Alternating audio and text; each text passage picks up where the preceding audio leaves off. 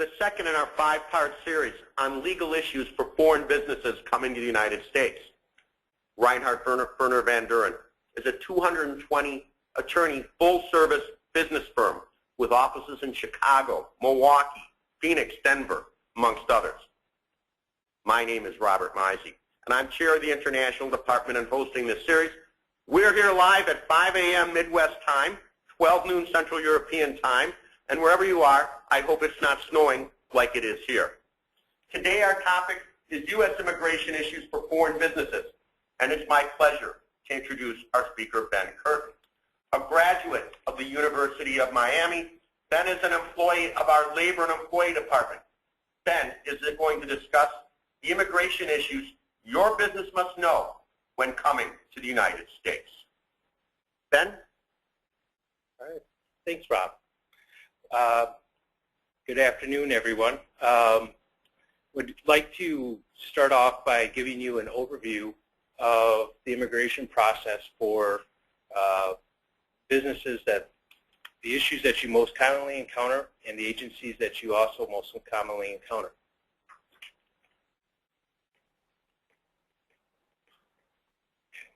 All right. First, I'd like to give you sort of a list of the players there. The interesting thing with the U.S. immigration is that you're really not dealing with just one agency. You're really dealing with multiple agencies. So I have a lot of their acronyms there. In U.S. immigration, we go a lot with the acronyms. It's sort of like the military in that respect, and there's also their symbols. But we have USCIS, which is U.S. Citizenship and Immigration Services. That's sort of the benefits arm of the Department of Homeland Security. We have Customs Border Protection, CBP. They're the people, the blue shirts that you meet when you come into the United States. They control the border. Then we have ICE, Immigration and Customs Enforcement. They are, as I sometimes say, the guys with the guns. So if they focus on removing people from the United States for the most part, detention, aliens with criminal records, overstays, various things like that. Obviously, they're dealing with the Department of State too, in that they are the agency that actually issues the visas if you're overseas and you need to come to the United States. So a lot of times we're having to deal with both Homeland Security, USCIS, and Department of State for your travels to the United States. And then also we have the Department of Labor involved in a lot of aspects of your business-based immigration cases, because sometimes we have to prove that there's no U.S. workers for the position, or we have to make it certain assertions that the job or the employer are meeting certain labor requirements in the United States. And then I thought it would also be helpful maybe to just go through some of the terms that get thrown out there when you're talking about U.S. immigration. We have alien. Alien is sort of a derogatory term in some people's parlance, but we still use it in immigration. That's how the immigration code is written. And so we use it, but not in an insulting way, or try not to. Alien is basically a non-U.S. citizen, non-U.S. permanent resident, someone who's coming here for a certain amount of time, or that has not gone through the process to be able to stay in the United States permanently. Immigrant kind of follows along with that. Immigrant is a term that when we talk about it in the immigration standpoint, means a long-term person. It's also can be permanent resident, which is also on the list, but an immigrant visa is a visa for someone who's staying in the United States basically indefinitely. Then there's non-immigrant, and that will be most of what the first part that we'll be talking about. A non-immigrant is somebody who is not staying in the United States for an indefinite basis. It's usually for a certain amount of time, doing a certain thing, and then they're going home. Visa. The visa is what I say you get in your passport. The visa is sort of a ticket that allows you to come to the border to the United States to seek admission. And a good thing to keep in mind when you're dealing with either your employees or yourself, if you're looking at coming to the United States, is to remember that a visa is just, like I said, a ticket to come to the border to the United States. It does not guarantee that you're going to get into the United States. The visa is what allows you, is what customs will look at, and they'll decide if you meet the requirements and then allow you in. Then that leads to the next word, admission. Admission is the process of being allowed into the United States. So you show up at the border with your visa, and CBP Customs decides if you're qualified to enter, and then you're admitted to the United States. And once you're admitted, we say that you have a status. So that's, you have an immigrant or a non-immigrant status, and then from there, we give further classifications, and that's what we'll be discussing, or what are those further classifications once you're actually admitted into the United States. Permanent resident, also commonly called a green card holder, although interestingly, the green card has not been green very much in its existence. It's typically a beige or blue document, but that seemed to fit well. It sounded nice, and so that's why the term green card is used. But a permanent resident is somebody who has gained the status of being allowed to stay in the United States indefinitely. A citizen is sometimes the next step up from permanent resident. Generally, you have to be a permanent resident for a certain number of years before you can become a citizen through the process of what we call naturalization. Other times, you become a citizen through birth, being born in the United States, or being born to parents who are U.S. citizens, and then there's a few other various different ways. But I wanted to give you a sort of a context of the general terms, because we do kind of throw them out there. Okay. One of the most common non-immigrant statuses that you may be interested in hearing about is the B-1 business visitor visa. For certain people from certain countries, they can also enter the United States through what's called the Visa Waiver Program. That allows, if you have a passport from a certain country's citizen, you can come to the United States without getting a physical visa in your passport from a consulate or embassy. But essentially, you're being admitted as a B-1 business visitor. So the terms and conditions of the visitor visa apply to you, even though you don't have that visa glued into your passport. So what is the business visitor visa there for? It's really to allow people into the United States to conduct business, but it's not there to allow you to engage in active, gainful employment in the United States. And when we counsel companies and individuals, this can get tricky, because there's obviously a lot of gray issues as to, well, what's employment and what isn't employment. But the government has given us some ideas of what they consider gainful employment and what isn't gainful employment. Engaging in commercial transactions, negotiating contracts, consulting, participating in litigation, maybe as a witness, not as an attorney representing someone, participating in conventions and other sort of conferences, seminars, and then sort of undertaking research. And most of this, the underlying theme is that you're here, you're gathering information, you're maybe just meeting with people, but you're not, let's say, working. I know salespeople will say that just meeting with people is their work, so that's where it sort of gets a little gray. But what the limit sort of is, you know, that salesperson is not supposed to be selling for a U.S. office. They could be selling for an international company that has maybe U.S. branches or subsidiaries, but they need to be coming from, you know, their office in Munich, and they're selling, and the product that they're selling is going to be produced in Germany and shipped from Germany to the U.S. buyer. So part of that is, you know, where does sort of the main benefit of that activity accrue? Where is this person, where's their normal place of business? Where's their payroll coming from? Those are all issues that the government will look at if there's any issues about that. But the main thing to keep in mind is that you're not allowed to engage in gainful employment in the United States, not have an office here, that you're coming to regularly and getting pay out of the United States. That's what these other visas are that we'll be discussing next are more geared towards. And also the B1 visitor visa.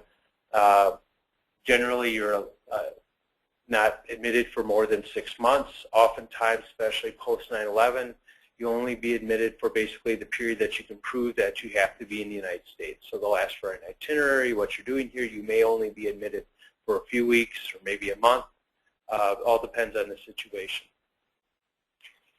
So let's move on to then probably the most common non-immigrant, again, visa status. So again, non-immigrant because it's for a certain duration and you're only allowed to do certain things within that classification. The H-1B is sort of the professional visa, the specialist visa. That is for positions that normally require a bachelor's degree or higher, and for people who have a bachelor's degree or higher. So you have to have both qualifications. You can have a regular bachelor's degree or the equivalent in a country outside the United States. You can also get to a bachelor's degree requirement through an equivalency evaluation, which basically 3 years of work counts as 1 year of the bachelor's degree. And the standard is a U.S. bachelor's degree. So oftentimes when we're dealing with degrees from other countries, we have to evaluate whether it equates to what the U.S. government considers to be a U.S. bachelor's degree, even when the person has a degree certificate. And we can even combine experience and education to get to the bachelor's degree requirement.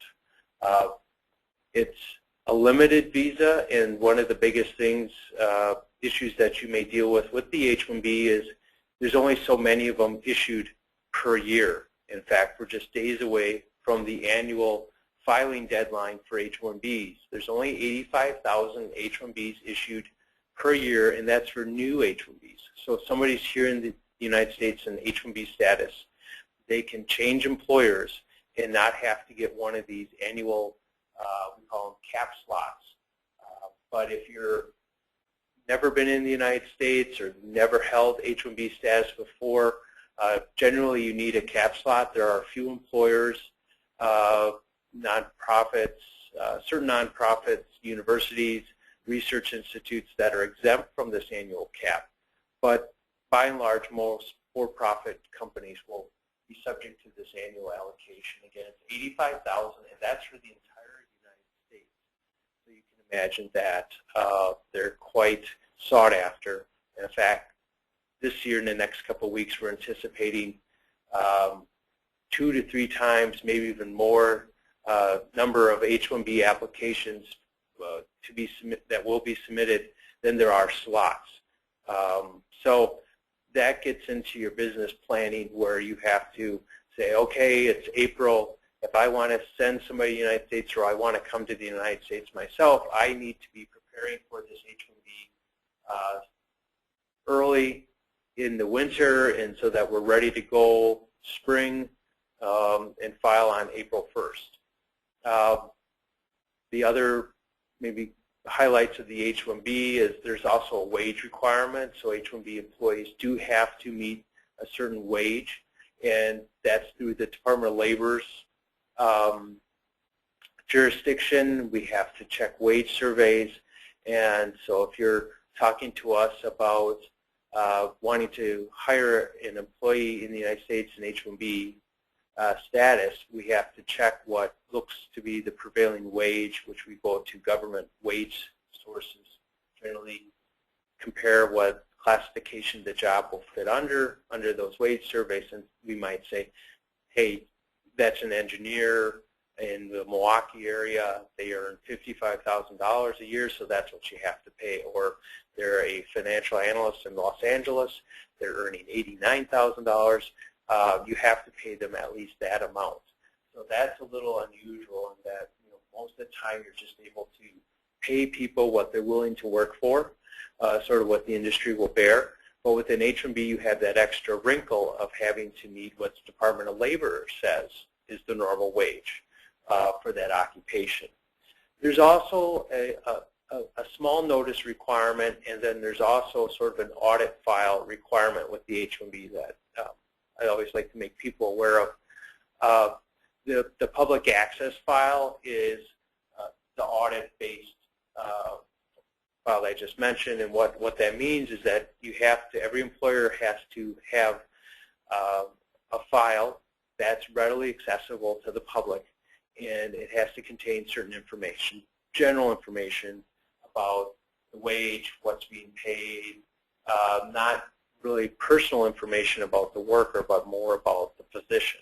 And that has to be made available to anyone that walks off the street and can view that. There also has to be a small posting notice. The green card process has much more rigorous posting, so that's why I say it's a small, but you do have to post in the workplace where the H-1B worker will be working 2 notices giving information about the fact that you're hiring an H-1B worker, what they're being paid, and what their position is, and where they'll be working. So that's sort of something different that not a lot of people run into, especially if they're from outside the United States. So I like to let people know about that. So and we do have to put a wage range on there. So normal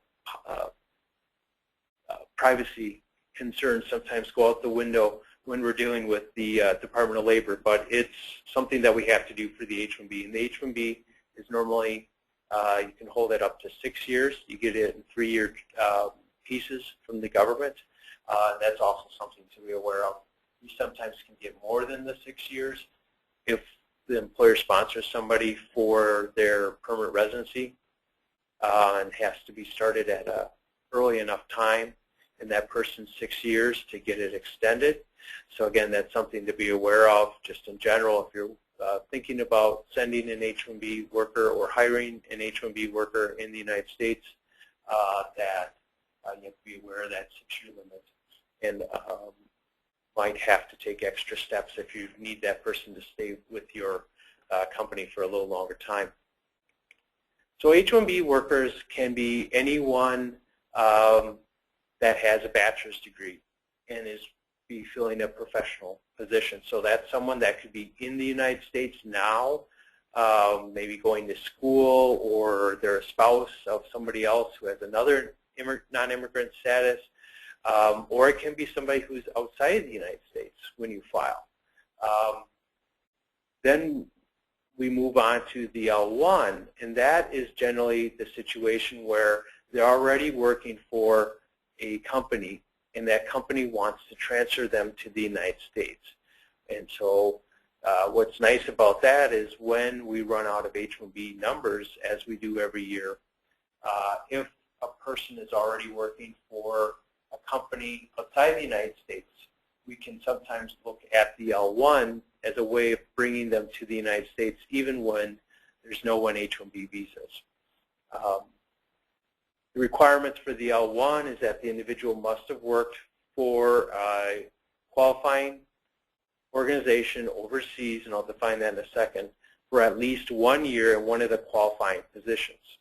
So the qualifying organization is a company that's doing business overseas outside the United States that has a branch, affiliate, subsidiary, or parent company in the United States. So there has to be that legal relationship.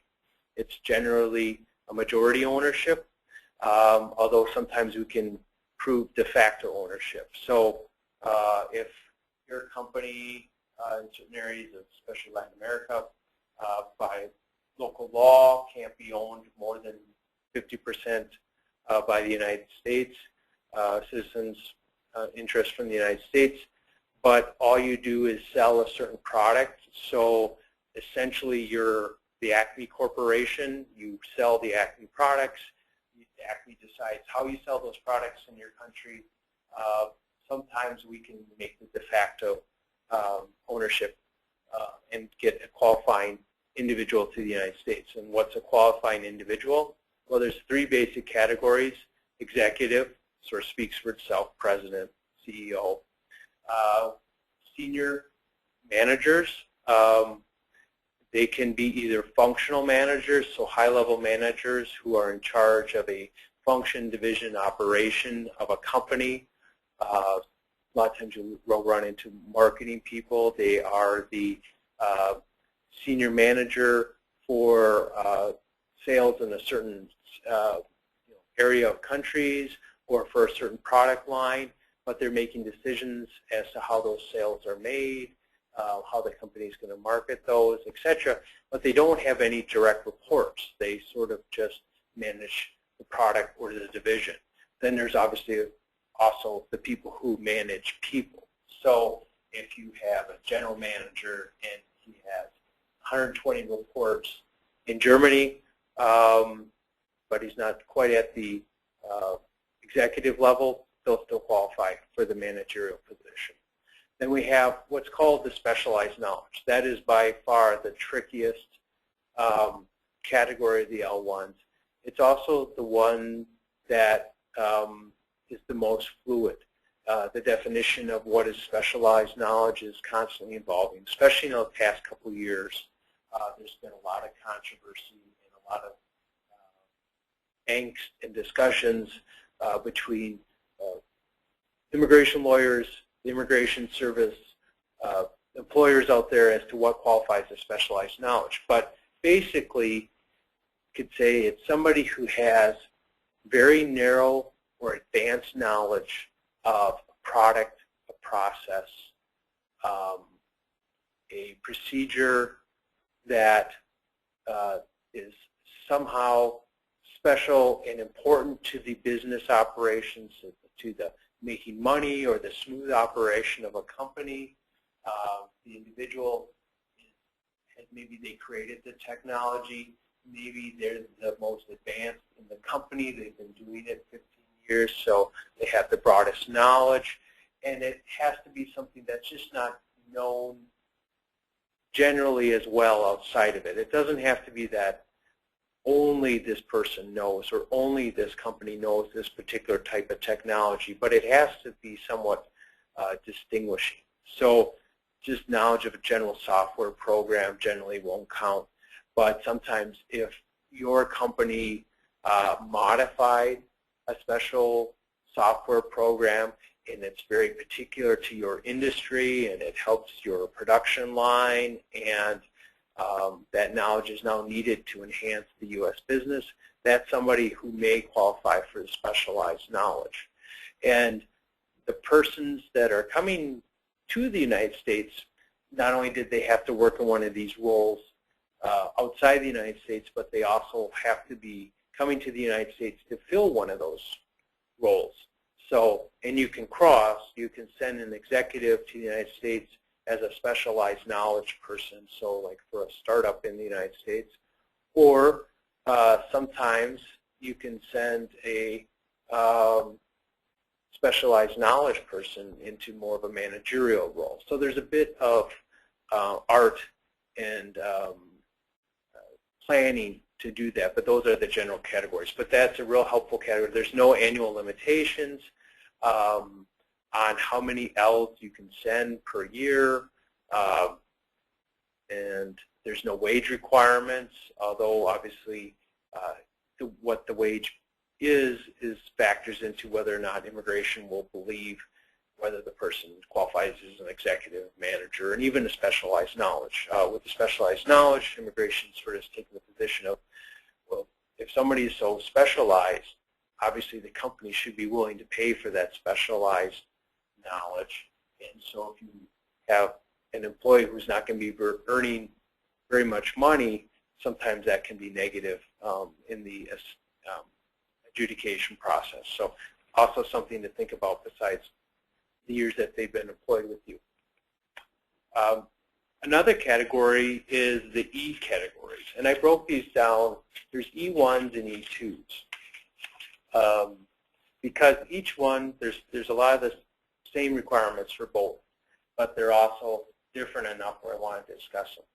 The E1 is a treaty trader. What that is there has to be a relationship between a U.S. company and a foreign company, and again, it has to be affiliate, subsidiary, branch, some sort of legal relationship. And more than 50% of the trade between that company and outside the United States must be between the qualifying countries. And the qualifying countries is there's only certain countries will qualify for the EE, I should say, because of treaty arrangements that have been entered into between the U.S. and various different countries. So when somebody says, hey, we'd like to think about an E visa, we have to first check to make sure that the country besides the United States is part of a treaty, trade or investment treaty that's been signed with the United States. There's a few countries out there who are only part of an investment treaty or a trade treaty, but most countries for which we do have any treaty, they tend to be both. So the other thing with an e-visa is the individual that is coming to the United States, whether it's a owner or executive manager or an employee of the organization, must have the same nationality of the trading company. So, for example, we have a French company. They have a subsidiary in the United States, and so we have to, under the treaty trader, say, well, is more than 50% of the volume of the trade that goes on for the U.S. subsidiary, is that with France, with its French company? And if it is, then we have to say also, is the individual a French national? So we can't use the treaty trader category for somebody from Germany if it's a French-owned company. They have to be the same.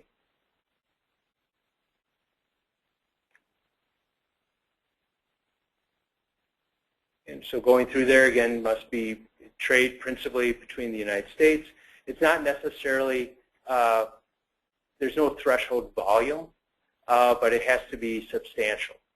So generally we do that as an assessment of, well, what's normal for the industry. Obviously large dollar amounts carry a lot of weight, but if there's not much trade normally in that business, then we can compare it to what other companies might be doing and convince the government that whatever trade is going on is still substantial in comparison for the industry. It can't be the e-visa can't be for a company that's marginal in the United States. That means you can't set up a trading company in the United States and only make enough money from that trade to just sustain the individual coming to the United States and maybe just his family members. Part of the idea, the underlying idea with the e-visa is that these are investments that a foreign company has made in the United States, in that these are creating business in the United States and that business is creating jobs for U.S. workers. So there's not a certain requirement in the E category that you have to employ a certain number of people, but it's certainly a factor that the government looks at to see whether it's a qualifying entity. And the general way that an e-visa works is we tend to apply at the consular embassy first, and we have to qualify the investment or the trading organization first. So it's mainly business documentation at that point. So once we have to show that, hey, there's a company in France, they have a subsidiary in the United States, the trade that the U.S. company engages with is predominantly with its French parent company or other businesses in France. There's a qualifying treaty, and that it's not a marginal business, there's a high volume, that there's other U.S. employees, and then the consulate or embassy will say, okay, we believe that your company is a qualifying treaty trading company. Now show us the qualifications for the individual. So sort of a two-step process. First we qualify the company, then we qualify the individual. And the individual requirements are similar to the L1. That's the best comparison, and I think Immigration and Department of State default sort of to those qualifications. So you could be the owner of a company as long as you're managing it. You can be executive, you can be a manager, senior level manager, or one of these special, sort of akin to the specialized knowledge, an essential person. Nice thing with the E is that there's not the one-year requirement. So many times when a company comes to me and they say, Ben, we want to transfer this person to the United States, and I say, well, how long have they worked for you? And they say, 6 months. I know the L1 won't work, but maybe I can look at an E1 if there's enough trade going on, or we can look at maybe the E2, which is the investor visa. And the E2, treaty investor category, is one, it can either be an individual that's investing in a U.S. Enterprise, or it can be at the corporate level. And what's important there is the investment has to be substantial. There's no set dollar amount. Again, they use a proportionality test. And basically, they'll sort of feel out whether they think the investment is substantial enough by what does it normally cost to invest in this kind of business, and how much did the person put in. So if it's $1 million business, generally if you put more than half of that in, they'll consider it to be substantial. So that might be $750,000, might be $800,000. You can obviously put the full $1 million in, but we can also have somebody who just invests $40,000 in the United States qualify if the normal cost for that business is only maybe $100,000 or $80,000. So it can be a smaller dollar amount, but it has to be in comparison to what's the normal level investment for that type of enterprise. So obviously if you're starting up a manufacturing company, the amount of investment is much higher than if you're starting a service company. But nonetheless, as long as you're from one of these qualifying countries that the U.S. has a treaty investor agreement with, then you can look at coming to the United States for that. And it can be the investor himself or herself, or it can be an employee of the investor. So if you're looking at a larger company, this can be your manager's executive specialized knowledge. Or if you're dealing with an individual, it can just be the person who's putting up the money to do the investment in the United States.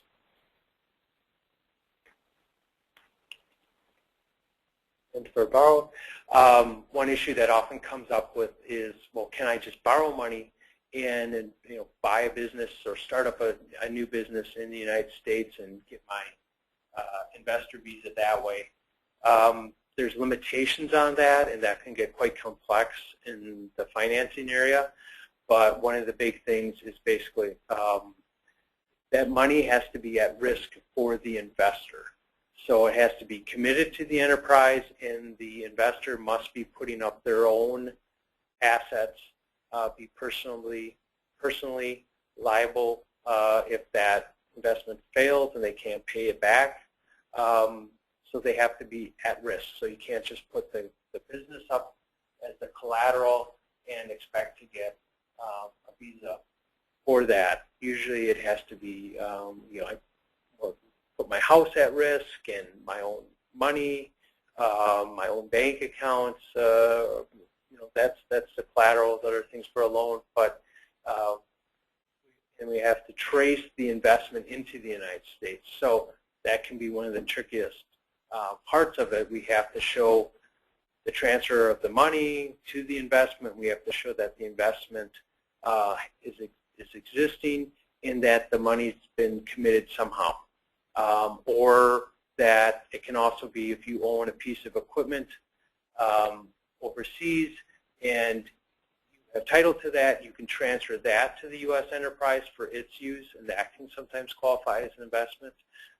So as long as it's yours, basically, to put into the investment, and that if the investment doesn't work out, you're at risk of losing that. That generally can be part of the equation when we're putting together the investor visa. And again, just like with the treaty trader, the treaty investor, it can't be a marginal enterprise. So it has to be an enterprise that generally employs more than just the investor and his or her family. And what happens with, again, these are a non-immigrant, I should have clarified earlier, but these are non-immigrant categories. Anything with a letter in front of it is a non-immigrant category generally. It's only for a certain amount of time, generally 5 years at a time. And one of the things to keep in mind with these is that, especially for the investor, is at the time that you're seeking renewal, they will look to see how the business is doing and make sure that the business is growing and that you're to the point where you're probably employing other U.S. workers in this. And that's often the point where people lose their E status is they become in debt. They haven't hired anyone in the United States, and the business is on shaky grounds that we've seen when people have come to us after they've been running it for years and years, and they run into trouble with getting the extension of that E status in the United States. Another category, a non-immigrant category, is the O1. That is sort of what some call the walk-on-water category. It's for people who are the best in their field. This can be Nobel Prize laureates, but you can also qualify if you're just a little bit less than a Nobel Prize winner, but still pretty extraordinary in your field. Generally, top 5% of the field, and it's the field of science, business, art that you belong to. So it's a comparison to that particular set that you belong to. Not all scientists or all artists or all business people in the world. Maybe you're the very best at a particular type of chemistry. And so then the analysis, well, compared to other organic chemists, are you the very best that's doing this type of research? There's certain categories that we have to, how do we show that you're the very top of your field? We have to show any numerous categories, and usually those consist of, is there publications, are there publications in journals of note and peer-reviewed? Have you won prizes and awards in the field? Are you commanding a very high salary in comparison to others, such that that would show that you're high above others in your field? And so the packages tend to be quite complex and extensive, but again, it's the very top of the field. And this is also generally a 3-year visa can be extended. There's no limitation in how many of these O1s can be issued per year, but again, it's a rather limited pool that will qualify for an O1. If you're from Canada or Mexico, and that's a Canadian citizen or Mexican citizen, you could potentially look at the TN visa, and that TN comes from NAFTA, the trade visa that the United States has with Canada, Mexico, and you have to be a citizen of either one of those countries. So a landed immigrant, for example, in Canada is not good enough to get the TN category. The TN is a very useful visa status, except the other limitation besides if you have the right country of citizenship is you have to fit into one of the limited number of professions. So I think there's about 23 or so, can't remember off the top of my head, professions. But if you're not one Ben, of those, are attorneys a profession like that? they are. Yeah, okay, just curious. Yeah. That's not good for competition. Yeah, no. Oh, okay. Yeah. But, you can, engineers, scientists, even foresters and claims adjusters. So if somebody's from Canada or Mexico, it's definitely one of those stats. And the nice thing with the TN is, again, there's no, like O and the L, there's no annual limitation on how many people can hold that status. And it's generally a much more streamlined and simple application that can be made at the border for someone from Canada or at a U.S. consulate or Mexico, consulate or embassy in Mexico if you're Mexican. Also Canadian can apply in Mexico. But the process is much simpler than dealing typically with the L1 or the H1B or the O. And you can have TN status for 3 years at a time. One of the things to keep in mind with the TN, though, is that it's a one of the categories where you're not supposed to be seeking permanent residency while you're in that status. So an L1, an H1B can be going through the long-term green card process while they're in that non-immigrant status in the United States, but a TN is generally barred from that. So oftentimes we're taking a TN if they want to stay in the United States and seeking to change them to H1B status so they can have what's called non-immigrant intent. So not only, well, I'm just here temporarily working, but also if it works out, I'll stay in the United States long term. So that's one of the considerations with the TN. And now I'd like to go through the categories that fall under that immigrant status that we talked about. So you want to stay in the United States for a long time, or you have an employee that's on a non-immigrant status, and you say, wow, they're really working out. We'd like them to stay as long as possible in the United States.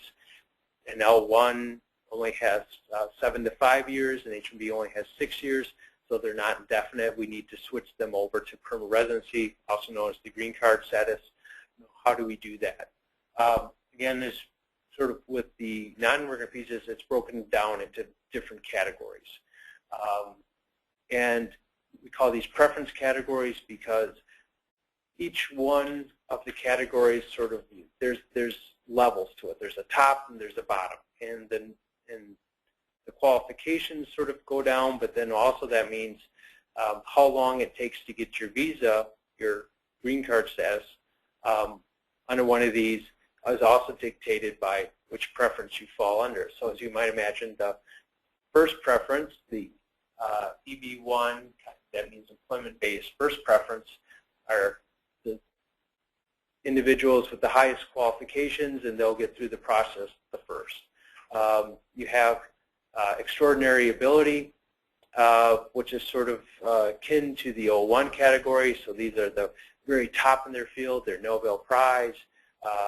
They're people of note in their field. Outstanding professors and researchers, similar to that, but more focused to people in academics or pure research, again, showing that they're the very best professor in this particular field of study, or they're the very best researcher in this particular field of science or engineering. And it's also for the executives and managers. So sort of that one part of that L1, individuals that would actually fall under the L1A categories, executives and managers. So that's a nice option for if you can get somebody here as an executive or manager on an L, say, hey, wow, we'd really like to keep you in the United States longer. They'll fall under this first preference category, and it's generally a lot faster process than what I'll be talking about next, which are the second category. So we go down a little bit, we could say, in qualifications.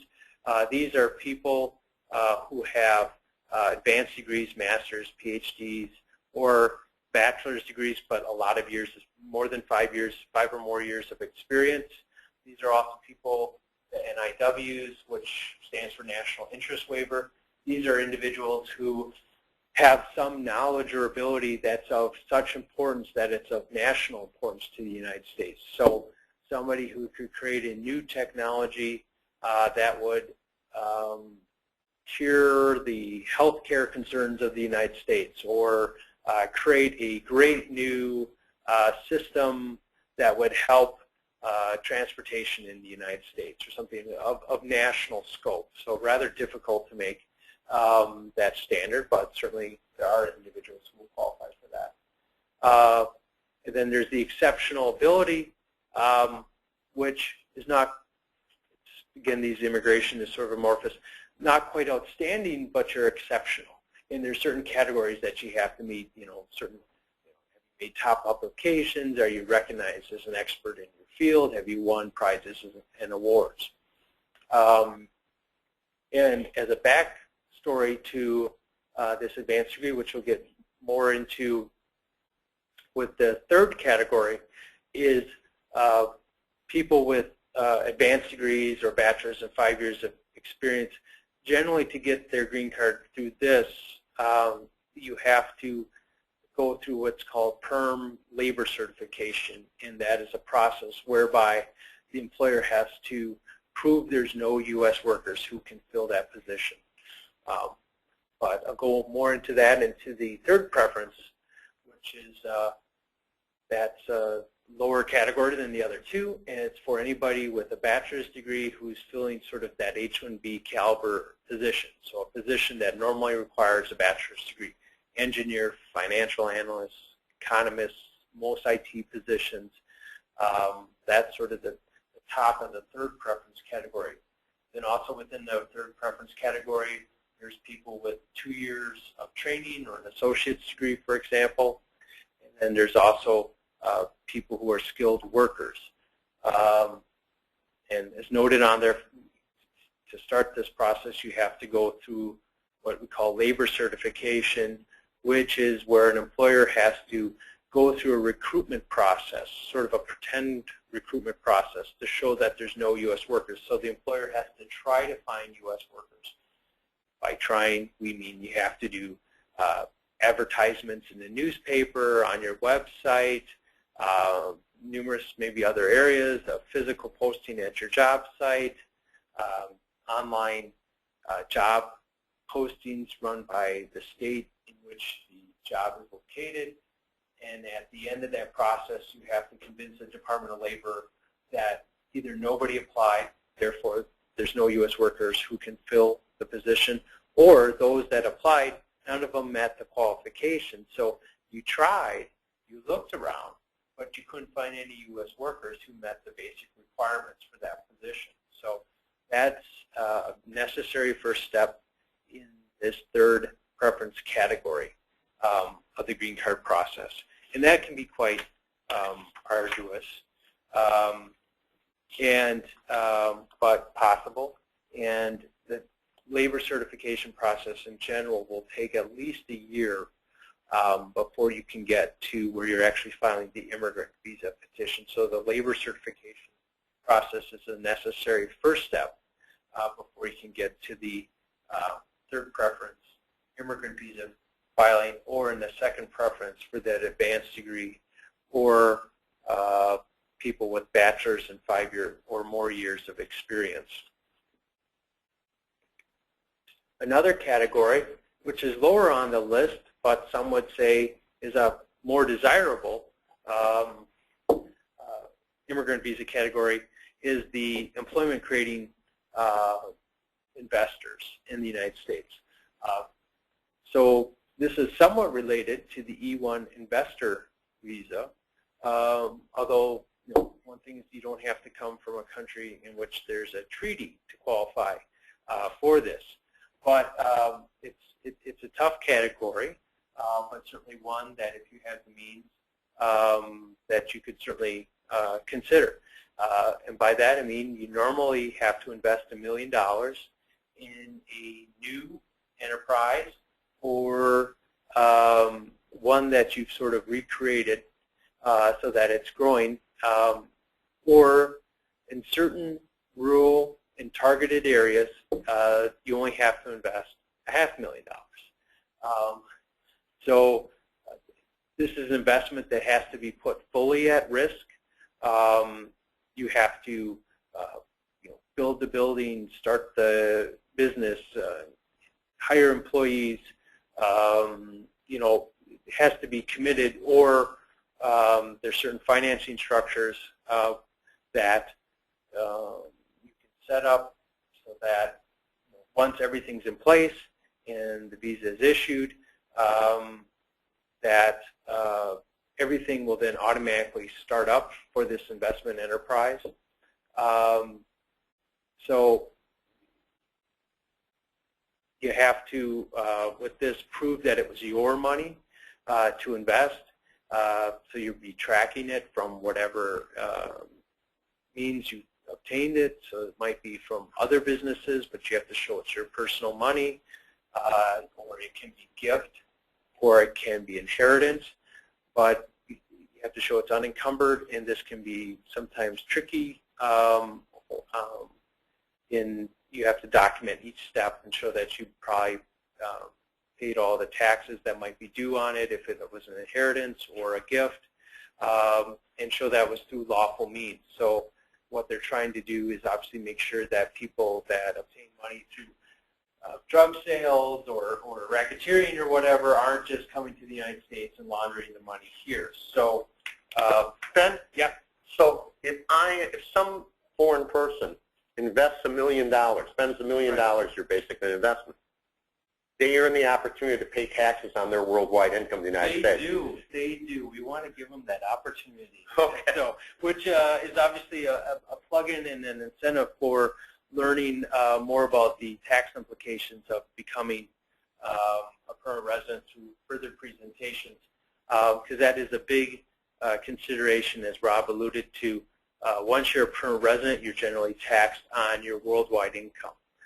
So while the permanent residency through the investor visa sounds great, if you don't truly want to live in the United States full-time and have all the benefits and pains of being a permanent resident of the United States, you may consider looking at the other visas, the short-term non-immigrant visas.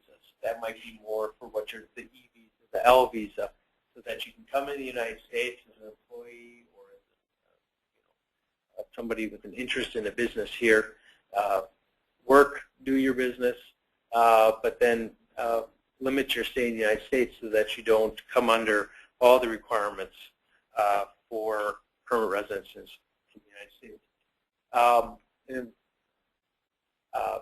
Thing with the investor, also with the $1 million, it's supposed to create at least 10 U.S. jobs, certain categories that can be direct or indirect.